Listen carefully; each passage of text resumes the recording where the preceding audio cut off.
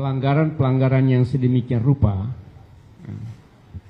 yang dapat kami kategorikan mengarah pada pelanggaran yang bersifat sistematis, terstruktur, dan masif.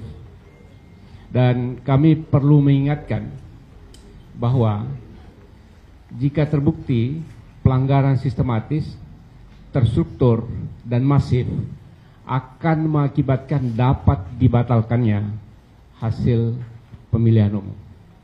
Karena itu penting sekali saya dan kami dari Timnas dan tim hukum mengingatkan semua pihak bahwa kalau terjadi pelanggaran-pelanggaran yang demikian sistematis, terstruktur, dan masif mengakibatkan pelanggaran dari mengakibatkan pembatalan dari hasil pemilihan umum.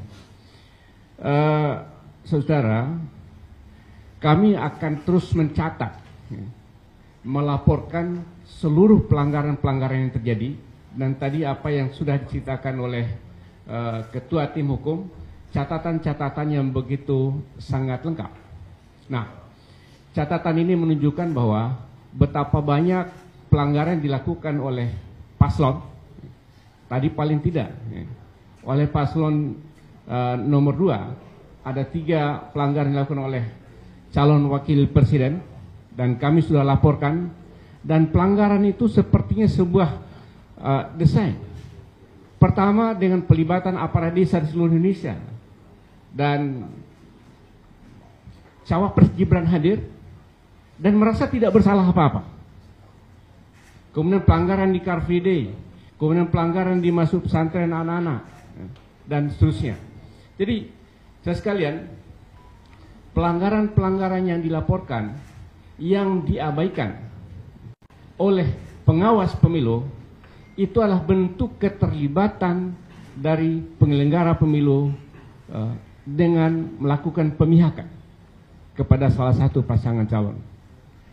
Dalam pengalaman kita sejarah pemilu di Indonesia, manakala penyelenggara pemilu melakukan pemihakan, laporan dari salah satu pihak diproses, laporan dari pihak yang lain tidak diproses, itu adalah bentuk pelanggaran nyata, dan kami catat semua apa yang terjadi. Kemudian saudara-saudara, pelanggaran yang sifat sistematis, terstruktur, dan masif, pertama melibatkan pasangan calon atau peserta, kemudian yang kedua melibatkan penyelenggara, baik secara aktif maupun tidak aktif. Secara aktif, ya, penyelenggara melakukan pelanggaran itu sendiri. Kemudian yang kedua, secara tidak aktif, tidak memproses segala laporan-laporan yang ada. Dia tidak melaksanakan tanggung jawab dan kewajibannya menjaga pemilu yang free and fair. Kemudian yang ketiga adalah pelanggaran yang dilakukan oleh para penyelenggara negara, baik secara sadar, ya, atau secara tidak sadar tapi dilakukan secara terus-menerus yang menguntungkan salah satu pasangan calon, termasuk penyalahgunaan wewenang dan penyalahgunaan jabatan.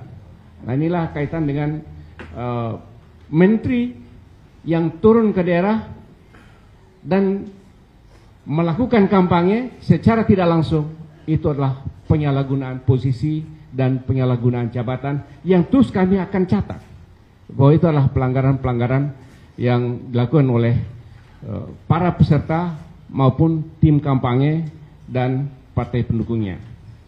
Saudara, kami dari tim hukum meminta kepada seluruh seluruh kader partai, seluruh relawan untuk tidak takut melapor. Apapun pelanggaran-pelanggaran yang terjadi di Indonesia, karena inilah yang menjadi pintu masuk dan tanggung jawab dari seluruh peserta dan juga relawan dan kader untuk menjaga pemilu ini adalah pemilu yang jujur dan pemilu yang bersih. Dan tidak usah takut. Kami akan mengawal saudara Kami akan mengawal seluruh tim yang ada di seluruh daerah Indonesia untuk dilindungi oleh hukum.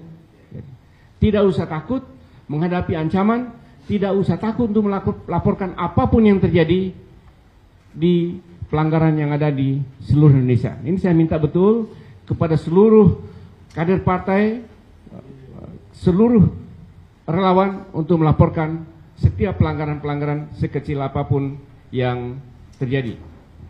Kemudian terakhir, kami tentu tadi ada 6 pencabutan izin yang secara mendadak ya dilakukan.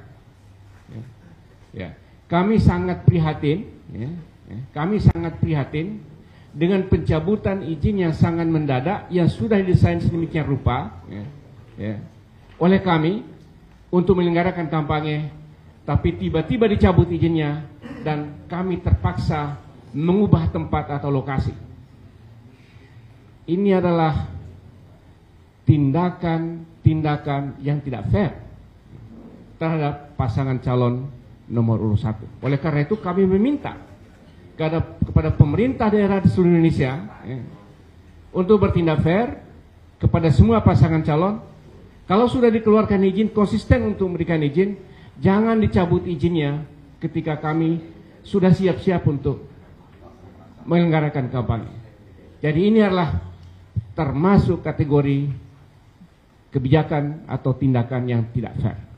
Karena itu sekali lagi kami sangat prihatin, sudah 6 izin yang dibatalkan dan terpaksa kami harus pindah tempat. Saudara, inilah yang bisa kami sampaikan pada kesempatan ini. Terima kasih. Assalamualaikum warahmatullahi wabarakatuh.